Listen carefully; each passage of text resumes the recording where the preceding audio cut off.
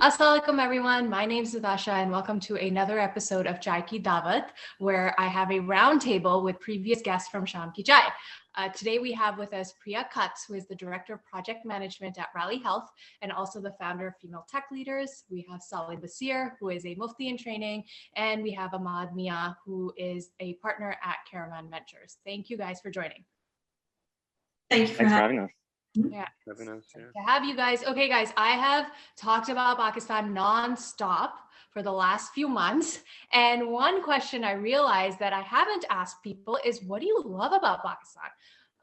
And so I'm going to kick it off with that. Positive vibes, everyone. I'm going to throw it to you, Ahmad, because you talked about your interesting love story with Pakistan and having rediscovered it a few years ago. So why don't you start with that answer? I mean, currently in my mind is Benazir Ka Kulfa in Lahore. That's the thing that I'm looking forward to the most, because we're moving to Lahore in just like 4 or 5 days.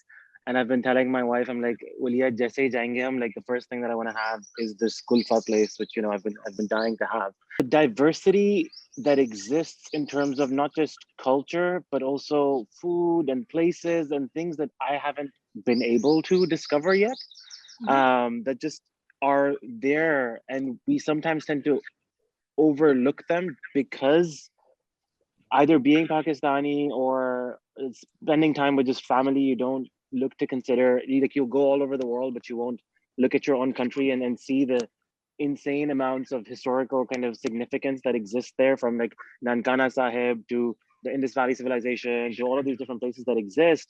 And then just the stuff that gets made there. There's just so much to discover that I can't wait. You know, like I'm literally going in 5 days to spend, I mean, potentially even the rest of my life and figure it out, you know?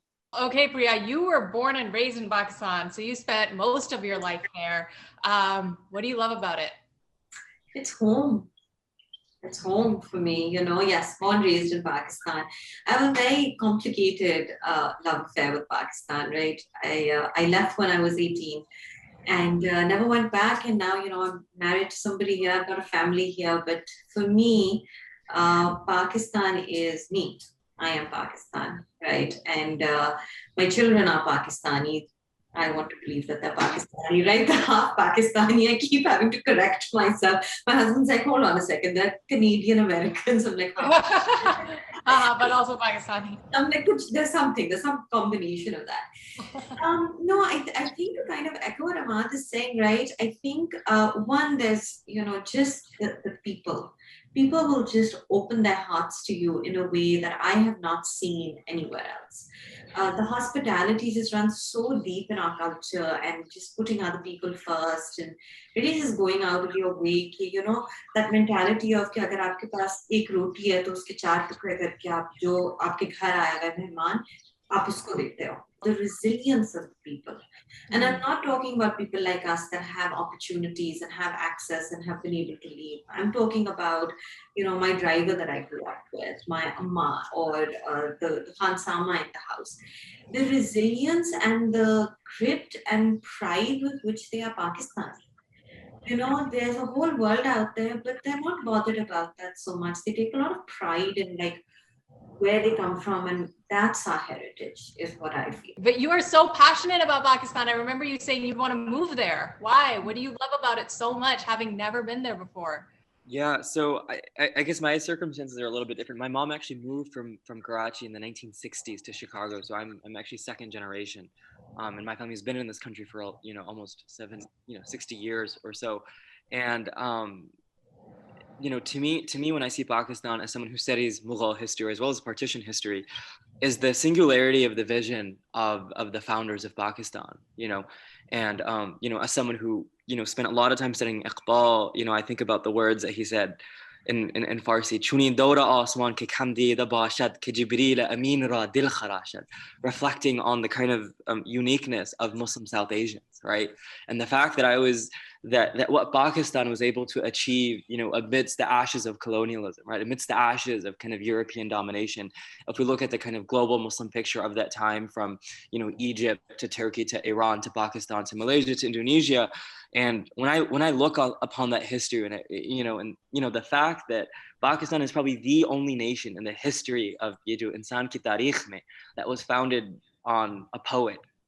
And to me, I think about that, and it wasn't just any poet. It was probably the greatest poet of the past 500 years. I would actually argue, from amongst Arabic, Persian, and Urdu poets and Turkish poets. And thinking about how Pakistan was kind of experimenting with new ideas, right? It didn't kind of just copy paste Western secular ideas. It was kind of trying to rethink and re-challenge, attempting to be native to their own kind of intellectual tradition. And, as Priya really beautifully, spoke about the values of Mehman Nawazi, right? This kind of hospitality. And, that is something that, I would say is not unique to Pakistan. It's definitely unique to the Muslim world, right? Kind of inheriting the heritage of our Prophet alayhi salatu wasalam. And, these values are actually attested to the fact that we allowed the Europeans to kind of come in and set up shop in all of our lands because of our really rooted values of Mehman Nawazi. So when I think about Pakistan, I'm like, this is an incredible experiment. Obviously, it's, it has not lived up to Yejo, to the khab, or to the kind of malhar of what the original founders envisioned.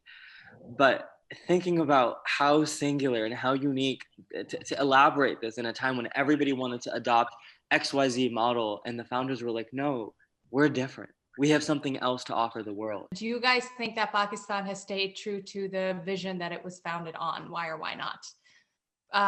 Ahmad. That's a difficult one. I mean, to be honest, that goes too much into the politics of things. I don't like discussing and talking politics at all. Okay. But I think where the vision stood and where we are today, we did diverge for sure. Okay. And I think there's a lot to still be done, whether it be through the way that minorities are treated, the way society is treated. I mean, they're trying to make it into a welfare state, and all of these different things that are being tried, that are in the process, mm-hmm. and are going to take their time. But mm-hmm. the issue that I have seen is the founding fathers, let's say, were looking at something that is universal, all-encompassing, and everlasting as a society. Mm-hmm. And what people, I feel, as a personal opinion, sure. is they've been too short-sighted in terms of quick gain mm-hmm. and bounce. How do you look at something for the longer term and the longer run as to benefit society overall? And you have a population of 200 plus million people. This is not like, the UAE where it's 8 to 10 million people. So and you also have a lot of natural resources and different things that are happening. How do you really take advantage of that fact and do stuff for the country? I personally feel like that has not been done because of the short-sightedness mm-hmm. Of a lot of like the structural kind of inefficiencies of Pakistan today. Yeah. But this is a very deep and longer conversation and very polarizing conversation that you can have. And yeah. I'm gonna let other people over chai. Yes. You have over chai. Okay, Priya, have we stayed true to the vision that it was founded on? Ahmad's right. It is a very polarizing conversation. It is a very polarizing. But yeah. Me, so no, I don't think that it has. I think if you really look back at my understanding of why Pakistan was founded, right? The basis was to create a sanctuary country for Muslims that would be persecuted in the subcontinent. Right. And India used to be it where Muslims had ruled for years. Muhammad Ali Jinnah's vision was to have a state, yes, that was founded on that, but have a safe place for minorities. In the last 70 years, we've gotten so caught up in the Islam of the country, in the fact that it's a Muslim country, and that has led the charge more than the humanity of the country. So the way minorities are treated is inexcusable. The way that people are persecuted because they're minorities, the stuff that has happened around blasphemy laws in our country, that's not true to Jinnah's vision at all, right? And he is the founding father of the country. Right. And so I don't think it stayed true to it. It's disappointing. It's still a young country. And so I think that there is change that can happen still. I think what's really important that's happening now is that there's a much larger middle class that's coming up. It's an educated middle class, and they have more influence. And I think prior to that, there was a very large gap between influence of the very wealthy and then the working class. And so I don't feel the country could progress as much. But yeah, I mean, it's a hard question to answer, right? Like, there's things about it that have certainly, that have certainly been good. But I don't know if they've stayed true to what my understanding of Jinnah's vision is. And I think for me, on a very personal note, I have issue with just the persecution of minorities that happens on a daily basis, and Jinnah did fight for that as well. Whenever we're talking about the Aurat March or feminism, we're always at odds with the Maulvi Saabs on TV. And so I'd love to also get an understanding of sort of the Islamic perspective of feminism and what something like the Aurat March would mean Islamically. Yeah, no, really good questions. I mean, we obviously as human beings, I guess it's a kind of natural impulse or impetus to kind of put labels on things, right? And so I think asking what are some of the larger goals of Dawat, right? To stop sexual harassment, to stop sexual assault, to ensure that there is justice meted out equally for both human beings. And there is nothing that is contradictory to that with Islamic values. We know that our beloved Prophet ﷺ did encourage that. That was the purpose, right? One of the first practices that was dispensed with, right? As Allah says in the Quran, وَإِذَا الْمَوْءُودَةُ سُئِلَتْ, when those girls who were buried alive during the Jahiliyyah or the age of ignorance, right? They will be asked on the day of judgment, بِأَيِّ ذَنْبٍ قُتِلَتْ, for what sin were you killed, right? So there is this idea. But at the same time, also remembering that we call ourselves Muslim for a certain reason. We do have a set of beliefs, that we take the Quran to be the revealed scripture of God, right? This is the kind of basic element of even calling yourself a Muslim. And so I think that obviously I don't speak on the behalf of the Maulvis in Pakistan. I'm just a Milan in California, so very different. But I think for them that there are certain slogans to them that they might find problematic and that might clash with certain values of Islam, right? But that's not to say that you somehow dispense with all of those notions, which I think sometimes happens, right? Especially in this kind of really climate of, like, I don't know if you guys have seen like those Pakistani news and there's like 15 people speaking on the same, at the same time and you can't hear anybody. I guess maybe if they download a Clubhouse, we can probably navigate matters a little bit more effectively. Yeah, exactly. And so I think that sometimes, if there are to them that they might see kind of a slogan, right? And this is not to say that the slogan embodies the whole spirit of the Aurat March, but for them, I think they might see a slogan and then essentialize, which is probably, I mean, just like the opposite ends happen, right? How many times did I hear growing up, right? Slurs against Maulvis and mullahs, which was absolutely unfair, right? I mean, I heard that growing, even though I'm third generation American Muslim, right? And like, so there are slurs that are coming, and this is not to kind of downplay the real issue that there are problems, right, in our religious institutions. And this is not to downplay that. But at the same time, to say that, somehow that we're against, these demands. It's not true at all, because I am someone who studied in a very, very traditional madrasa in South Africa with both Indian and Pakistani teachers who are probably cohorts of those people. And they don't have issues, they would not take issue with the fact that, women should not suffer XYZ injustice. But I think for them, it's about labels. And sometimes these labels have larger connotations that do go against the explicit text of the Quran. And as Muslims, we do believe in the Quran as the revealed word of God. And so that sometimes that discomfort is justified by the ulama, by the scholarly class of Pakistan. And I think that sometimes the discourse becomes that, let's put the Maulvis to one side, let's put the Maulanas to one side. They have nothing to offer. And I think that's really harmful, especially if we are trying to articulate an Islamic vision in line with what Iqbal, Jinnah, and Fatima Jinnah had presented. Normalization of women should have equal rights. They're able to not have to think about it. Like I was having a conversation just yesterday about like moving to Lahore, and people were asking me, "Are you sure? Will you be safe? Is it like it's still that uncomfort?" And I don't want to have to feel that about people that I love, right? Like that on its own, there should be awareness, not just in men, in women, in children, that we are all human beings and we all need to have some kind of accountability, that you need to treat people like humans at the end of the day. Like if you like, whether you take it from the religious side, whether you take it from any kind of situation you want, if you are not treating people in a manner that is respectful, that is either harming or initiating the idea of fear, that you can't live in your society and you're having to watch your back, or you don't feel going outside for a walk at 8 p.m. like after Maghrib or whatever the case may be, right? And there was one thing, also like taking religion and misconstruing it as a force of power to say that no, women are not allowed to go outside or all of that. That is something that I don't want to see for me personally.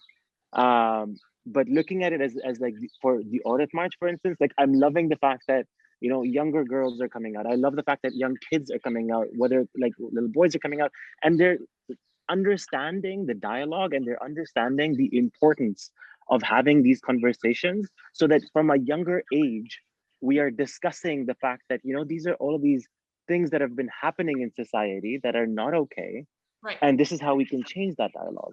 And for me, it's just being able to not the fact that you're dumbing down, but you're not kind of hiding the idea of creating conversation that helps move us forward as a society. Because a lot of the times you will still see that it's only the 10%, 15% of the educated class that are discussing these things. And a lot of the places in Pakistan where education, I mean, we're still one of the most uneducated countries in the world, that is still not taking center stage. And then if you look at, like, for instance, TV or your traditional kind of media, them not covering it, although that's changing. I know that they are covering Audit March and these kinds of institutions.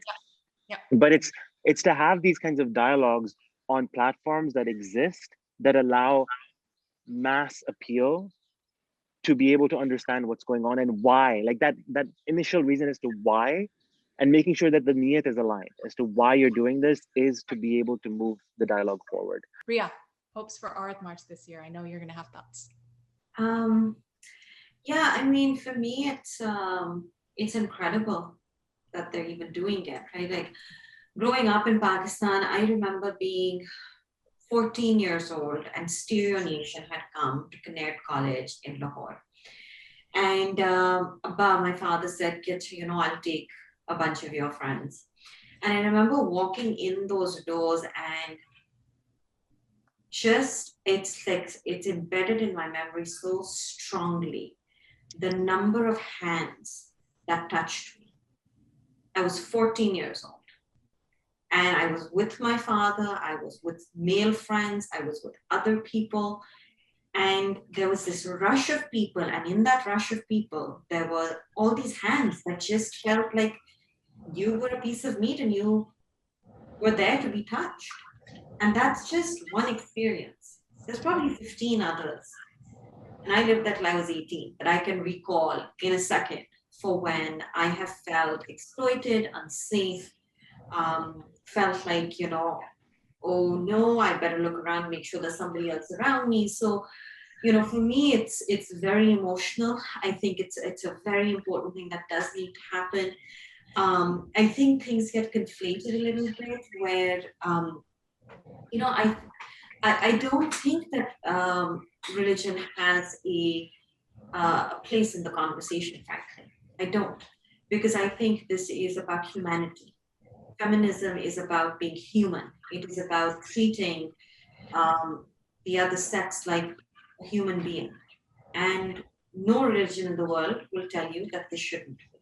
Right. So to me, it's very difficult to, like when the Mera Jism Meri Marzi was being bashed by mainstream media, and there were more like, well, there were people, religious clerics, that had a huge problem with it.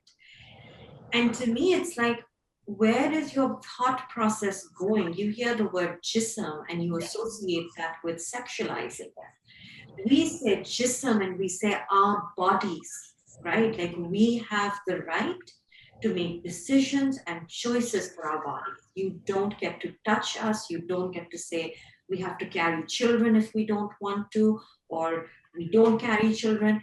That is nobody's business. So to me, it's about humanity and less about feminism.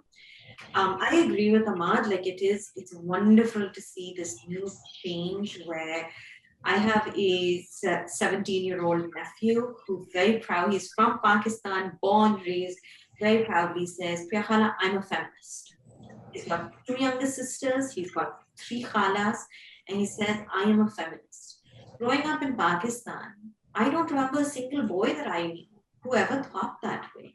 There's a very systemic patriarchal mindset that Pakistan has. And there's misogyny that is very deeply embedded in our culture. And that misogyny extends to women as well, right? There are women that have a problem with saying that feminism is a thing or that feminism is appropriate. To me, that's just like, go pick up a book. That's what I have to say about that. Go pick up a book, right? Like, educate yourself about this. Sure. Women issues are not just women's issues. These are issues for people. These are issues for society to be dealing with. And I think like the language that our people speak is kal ko aapki behan, aapki maa, aapki beti ho sakti hai. Right.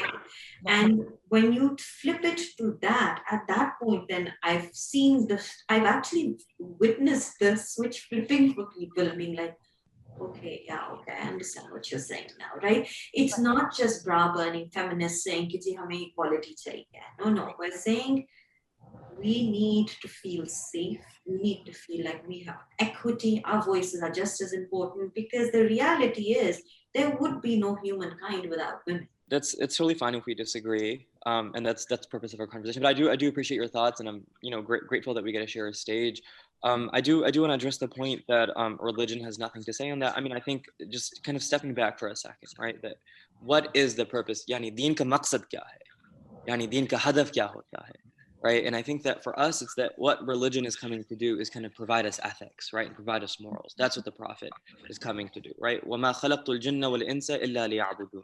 Right? And that when we subtract that from the equation, right, what happens is that you typically have a kind of secular set of norms. And secularism, again, according to kind of even non-Muslim academics in the West, and I'm referring to namely professors from Columbia and University of Berkeley, where secularism is a set of norms and sensibilities and attitudes that directly link to capitalism, neoliberalism, and other sets of ideas, right? And that a lot of times, and we see this historically, right?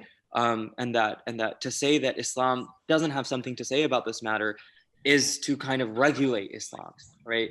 And to say that, and to speak on behalf of Islam, whereas we're saying that Islam is a total system, that Islam absolutely agrees that women should not feel unsafe, women should not be sexualized. The Quran makes that very, very clear. قُلْ لِلْمُؤْمِنِينَ يَغُضُّوا مِنْ أَبْصَارِهِمْ وَقُلْ لِلْمُؤْمِنَاتِ يَغْضُضْنَ مِنْ أَبْصَارِهِنَّ, as Allah says in Surah Nur, right? And that the Sharia has allowed for a certain system, and that we need to ask questions. How did we allow a society, in fact, the whole world, right? This is not an issue just in Pakistan, right? It's not in Pakistan. It's across the world. It's across the world, and especially in America.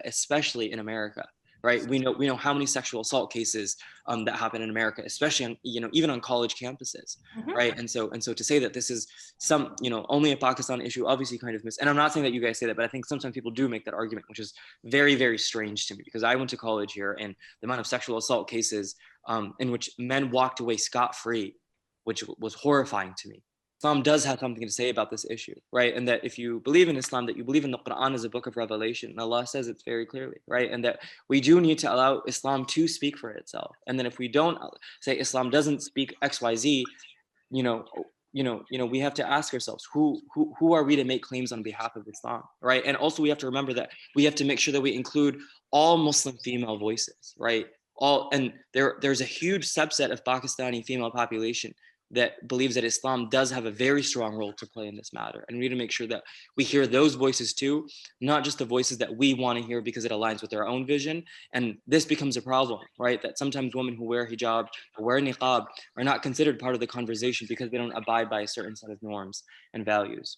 I don't disagree that Islam or religion has, and like, I mean, Islam in general is a whole guideline of society, right? That's what it's supposed to be. But like it's for, yeah, it was founded on it. The issue that I take is people misconstruing it and taking culture, religion, and bringing it together. And then one side you have log kya kahenge, on the other side you have like clerics who have taken the responsibility of becoming the authority on religion, where like when you actually look at what they're saying, it does not align, but it's because they're powerful because of a particular sect of Wahhabism or whatever it may be. They have a particular view on it, and rather than opening up dialogue, it's shaming, it's aggressively attacking, and that gets us nowhere. Like, this also comes back to the society of Pakistan, right? Like Islam has always been very good and respectful of other religions, of minorities in Islam. But yet we are not doing that as an Islamic nation, as an Islamic society. And that is the issue. Not that Islam doesn't have a place. Islam has it does have a place. It's very important because it gives you guidelines, and it's one of the nicest kind of guidelines you can get for a society, an all-encompassing one. The problem is it comes back to the short-sightedness and the power-hungry nature of people's egos, and taking that and going into a wing of this is what we want. And you see that you see a lot of that in Pakistan, and you see that because it's the polarizing effect of the way society has gone. And there are multiple kind of layers to this because of whether it be because of monetary or education or all of these different things that exist in a population like the majority of Pakistan, and where they've been taught and where the money is coming. It's a very long kind of discussion of where this kind of roots. And that's the issue that I have. Not that like Islam has no place. It definitely has a place. Yeah, just to clarify what I meant by that also is not that Islam doesn't have a place in any conversation. What I'm saying is the conversation around women's rights and the Aurat March specifically, and Mera Jism Meri Marzi becoming such a big issue. To me, like, yes, there are Muslim women that are marching, but then there's Christian women that are marching. Yeah. There are women from other religions that are marching. There are atheist women. There are women that don't believe in anything, that are spiritual. Unke upar why do you have to impose something, right? Which is why I said, to me, it's a human issue.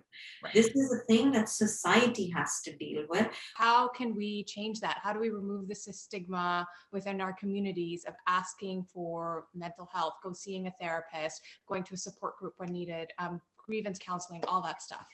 And so let's start with that answer. Ahmad, you haven't spoken in a while. I think it still comes back to education and normalizing the fact that not everyone is okay, and getting help in any way, shape, or form is not to be frowned upon. Or it also comes back to language as well sometimes, right? Like it's that Urdu mein jo baat karte na, like when you talk about mental health, it's negatively, it's just a negative connotation. So removing that, like basics of language allow you to kind of take away the stigma. But I think it's very important also to give people places, like for instance, Sehat Kahani is doing an incredible job by digitizing health, by creating safe spaces where people can like apne phone pe jaake, you can talk to a therapist. I mean, I don't know if they've launched the therapists yet, but like doctors within your phone, comfort of your home, allowing that dialogue to kind of start, right? And allowing people to be able to do and go online and be able to talk to someone and see, because the benefits are there. No one is going to counter the benefits. Issue hoga कि आप करने के लिए तैयार ही नहीं होंगे because of लोग क्या कहेंगे. That issue, that everything keeps coming back to ये लोग क्या कहेंगे वाली situation. Like as soon as that is like eradicated, of you have enough of a complex that you don't care what other people think, and you're able to be yourself because that is what you want to be. Again, like whatever it may be, if you're not true to yourself, like there's this thing that my brother said one time, where it was more about career, but he was like, if you can't align your heart, your tongue, and your mind, you can never truly, go anywhere with anything, because there's always going to be some misalignment in terms of what you're thinking, what you're saying, and what you're feeling. And to be able to really do that, you need to take away that log kya kahenge and be able to be true to yourself and be able to say that, yes, I need help, man. Like everyone needs help. Yeah. I go through shit on a daily basis.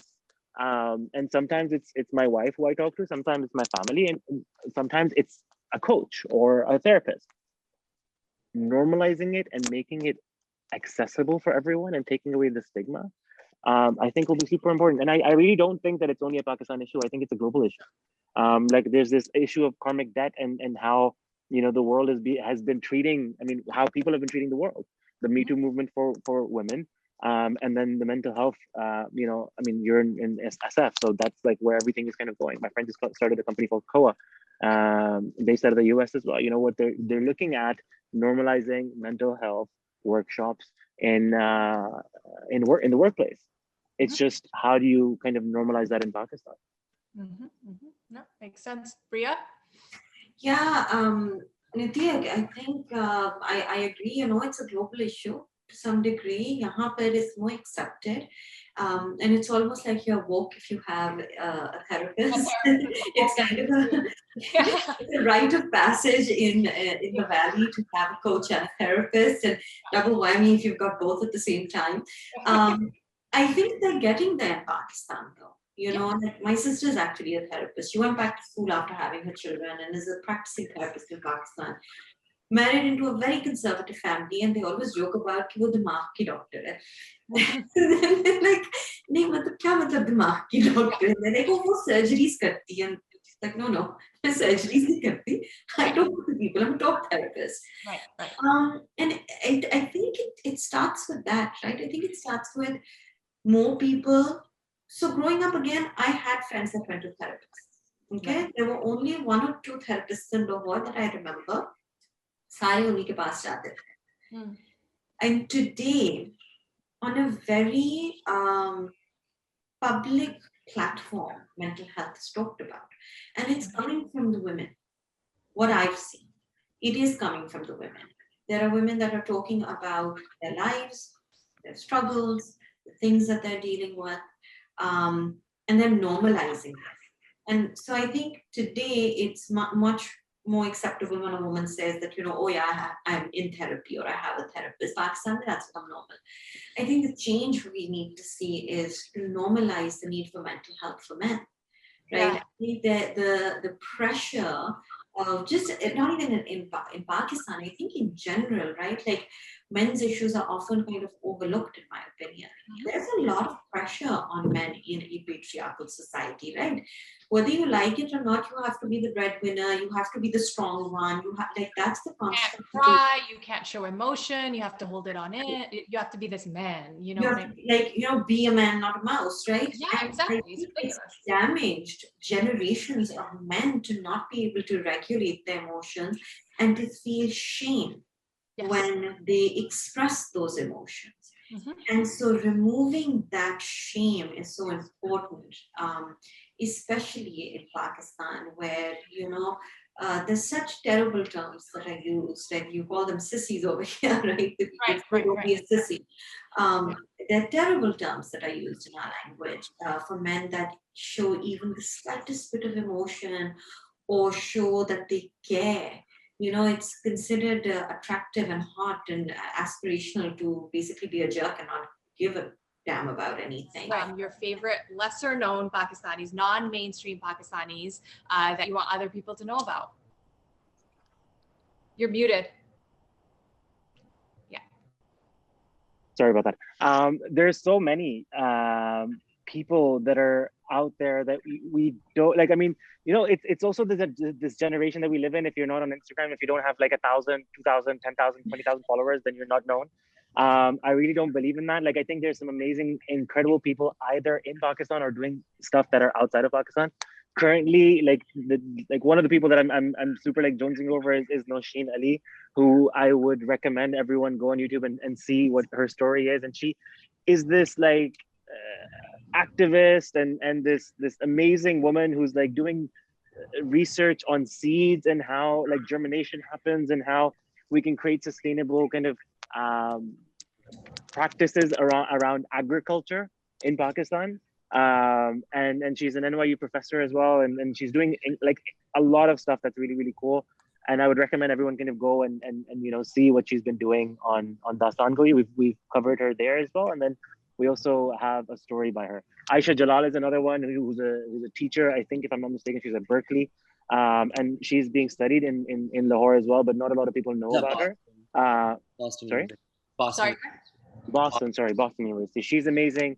And then, like, my personal wise, like, I mean, there's these two women who are from Hunza who run a little cafe and research for the government into creating sustainable agricultural practices in the northern region. And it's these two aunties, like 50, 60-year-olds, and they make like shop shuro, and like they have this little cafe right underneath the fort in Hunza. But when you sit down with them and you start talking, and they tell you the most incredible stories of how they've been able to bring sustainable practices in that part of Pakistan, and then how they've been like counter to everything that people used to say. They've been able to run a very successful little enterprise of this restaurant in Hunza themselves. It's just two women, and I would urge. And like one of the things that I've learned through Dasango as well is like when you start talking to people, they tell you so much about what and who exists out there that will go under your radar because, again, of the whole social media kind of bubble. Sure. But when you start going on this trajectory of like Googling stuff and looking for stuff, because a lot of people ask me like, how do you find out stuff? I'm like, I'm on my laptop Googling, and I'm able to find so many things. Like, you start off with intellectuals, you start off with the academics, and then you just go and talk to people. But these would be some of the people that I think are doing some incredible things. Awesome. Thanks, Ahmad. Saleh? Yeah, lesser known Pakistanis we can follow. Yeah, no, definitely second Ahmad's recommendation of Aisha Jalal. She's been very, very crucial for my own understanding of history and politics in South Asia. I would say Manan Ahmad, he's a Pakistani at Columbia University, has written really brilliantly on kind of Sindh and the kind of Islamic narrative there that's really spun there. There's a professor at Berkeley named Munis Faruqi. He also does Mughal history as well. Some, obviously, Nitasha Sayed, one of yeah, definitely one of someone that you guys should obviously keep up with. Within Pakistan itself, obviously, I don't know if you guys have heard of the organization Hastonis. It's based in Lahore. They have really great faculty of both male and female lecturers and ustads who teach, music, art, poetry, history, theology, and it's this really new burgeoning kind of organization. And there's so many names to mention kind of from that category. So just follow them. They have YouTube videos, YouTube lectures in Urdu, in Arabic, and Persian. It's a really stunning, and it's honestly a really exciting kind of time for Pakistan. I think. Thank you for that. Okay, Priya, finish us off. Someone we should be following, lesser known Pakistani. Oh, this is a tough one. Being like from there, I have to admit, I'm gonna go check out all of these names that you guys have given me, but I don't think she's very much on social media, but she's on LinkedIn. There's this one woman, her name's Tahina Jaffer, and she's an executive at Disney, and she is incredible. She launched Disney Plus. Like, she's incredible. You probably find her on LinkedIn. She's definitely one of those women that I really, really look up to. I think she's incredible with the kind of the change in narrative around what it takes to be a single parent is. So yeah, I would follow her. But yeah, I need to go actually brush up on kind of some lesson on Pakistanis online because I ashamedly have to admit it's not something I've spent too much time on. So I hope to do that.